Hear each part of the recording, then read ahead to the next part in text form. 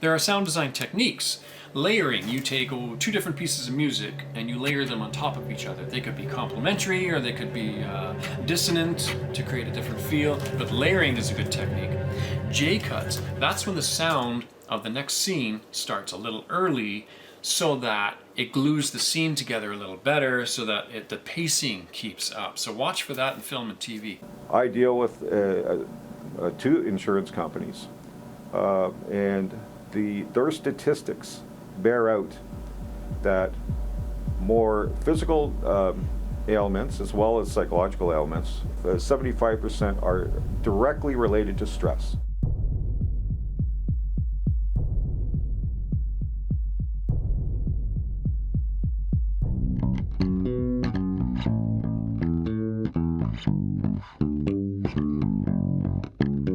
L-cut is when the sound starts late. The picture starts first, but the sound starts late. So what do we need, man? Holy water? Garlic bread? What? That's for vampires. What we need is something important to him, something he was attached to. What's another technique? Crossfades, of course, going from one sound to another, where you don't realize, it's not like really obvious that you're going from one sound to another, but you're definitely going from one sound to another, and they could be complementary, they could be opposite, whatever. So that's a technique. Ducking, that's when you duck music under somebody talking, or duck a louder sound under something that's quieter. It's a technique, it's used all the time in documentary work.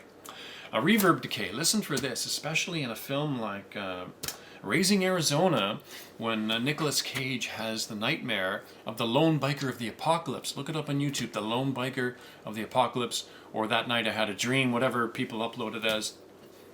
And there's lots of sound design in there, and you can go crazy with dream nightmare sequences. Specifically near the end, when the motorcycle point of view is going through the yard of the family and going up the ladder, there's a build-up of sounds, there's a vocalization sound, there's a bunch of layered sounds raising in pitch, and finally when we zoom in to go to the mother's face who turns around, and suddenly it goes into a reverb decay and then glides into the next scene. It was beautiful execution of sound design. But I feared that I myself had unleashed him.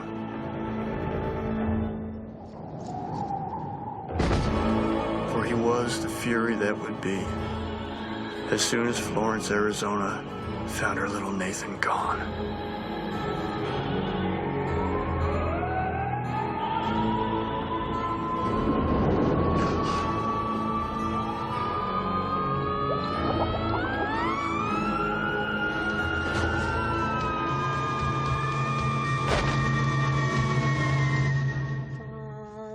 Sits at his cabin door.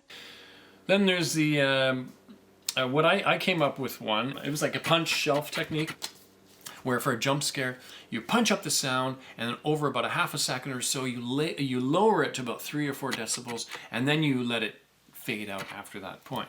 Very effective. Instead of just sustaining that loud sound, you got a punch and then a shelf, and then it fades out.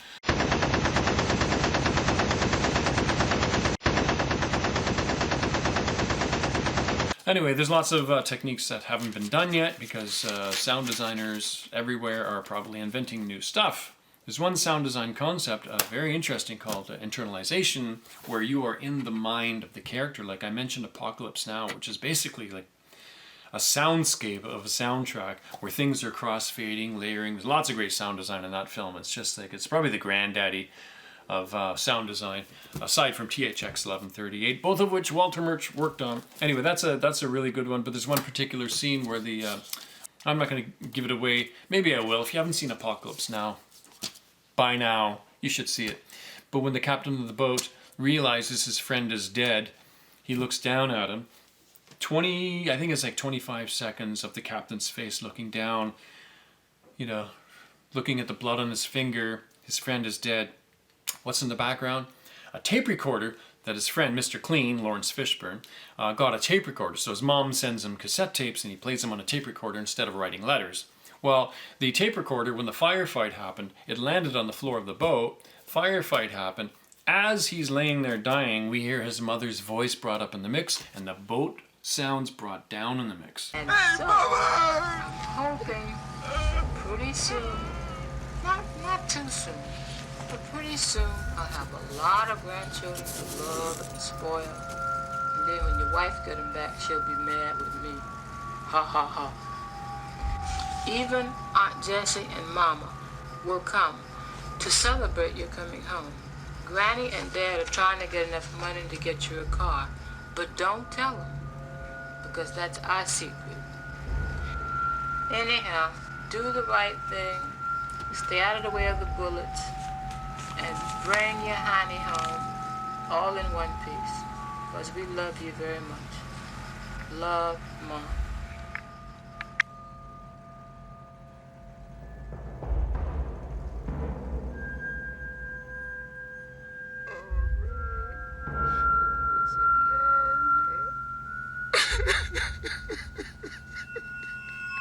Very clever. Watch that. 25 seconds of that particular moment. Who shows one image for 25 seconds? And it's very simple and yet very, very effective. I did one sound design technique on a documentary I worked on in 2003 where the director came up to me and he said, I want to use this music, but I feel it's just too there in the scene. What do I do? And there's going to be a scene change. And I said, I don't know.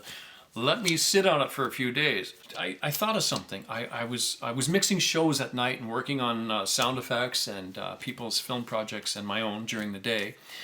And I remember being at the club one night mixing a show, and we wanted everybody out, of course, because it was already almost 2 o'clock. It was last call. The bartenders, they're cleaning up. I want to get paid and get out of there, of course. And I'm like, if I just shut the music off, people are going to complain because, legally they can sit there till 2 o'clock, but it's like 20 minutes to 2 o'clock and I want to go. So I faded the music out over 1 minute, 1 entire minute, and nobody noticed. I went up, shut my power amps off. I went to the bar. I started getting paid. Finally, someone went, after about 2 minutes, went, hey, what happened to the music? They didn't know. I used that same technique for this documentary soundtrack about the caviar salmon egg crisis in Kamchatka in Russia, and I faded the music out over 25 seconds or so. And when the director came back, producer director, he had a look at it, and we were watching the scene, and he goes, okay. He didn't even say anything about the music. I said, what about the music? He goes, what about it? The scene's working. I go, yeah, check out what I did. I faded out over 25 seconds, and you didn't notice. So I used that from another example of live sound and brought that into sound design.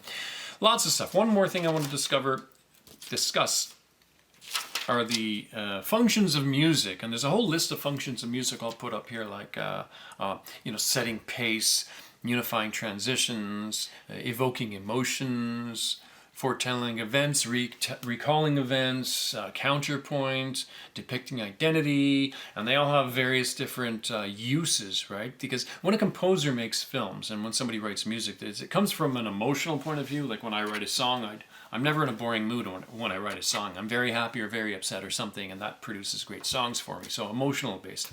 But when a sound editor or music editor starts to cut it together, we're thinking more of, well, what specific function does it need to serve? Does it need to set pace? Does it need to foretell events? Could that foretelling events be a red herring where we're tricking the audience with the music into thinking something's going to happen? Could it be depicting identity, introducing a character or location or important event or something? It's an introduction to something. Do we want a sound motif? Do we want a recurring sound associated with a character or event or location, etc.? And then there's Counterpoint was one of my favorites. So if you watch something like Natural Born Killers and you see the diner scene near the beginning and Mickey and Mallory are there, there's lots of great sound design in there. There's depicting identity of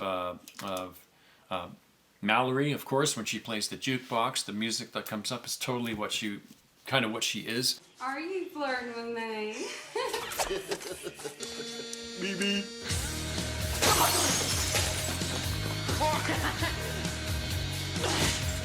Then there's one part where Mickey throws a knife in slow motion. It stops and then you hear an opera voice. I think it's Edith Piaf. I would have to double check that. Flirty boy! Have sex in my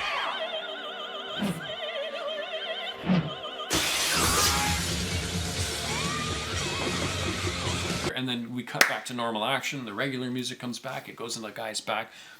That's Counterpoint. That beautiful lady's voice with a knife flying through the air and then finally hits. Anyways, watch that scene for great sound design. you want some of the most impactful music ever, check out True Romance.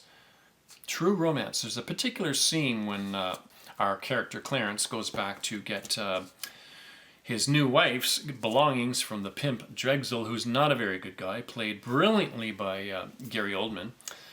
Well, he goes back and there's this fight that they have, and the diegetic music, the music that is in the scene that they can respond to and they can hear, starts to turn non-diegetic, and it becomes more for the audience, and it raises in volume, and it just creates this amazing tension in that film, or intensity of that particular scene. I popped that VHS tape back in there, I think it was 1994, and I watched this film on one Saturday afternoon alone, and I came out a different person, and it was partly due to the sound of it. That's when I started to really think about impact of sound for film. Now, I made music videos and short films when I was a teenager. I was 15 and 16, 17. Me and my friend both had Super 8 cameras, and we made films, and I always put music on my films because we couldn't record sound to the film camera. So I always played them back with music on. I picked like Under Pressure by Bowie and Queen. I picked Kids in America. I picked like lots of different songs to go with the visuals, and it really did change things. At that moment, I thought I was onto something about the impact of music, but I never really thought about it too much after that until years went by, and I got back into it going, wow, the sound is so important in a film. We have to manipulate the audio elements to always achieve our desired effect. Thank you very much for watching. I'm coming up with a whole series of sound and picture videos and collections, which are going to be available for a modest price. Just contact me through YouTube here, and I'll let you know when that's going to happen. And cheers for now.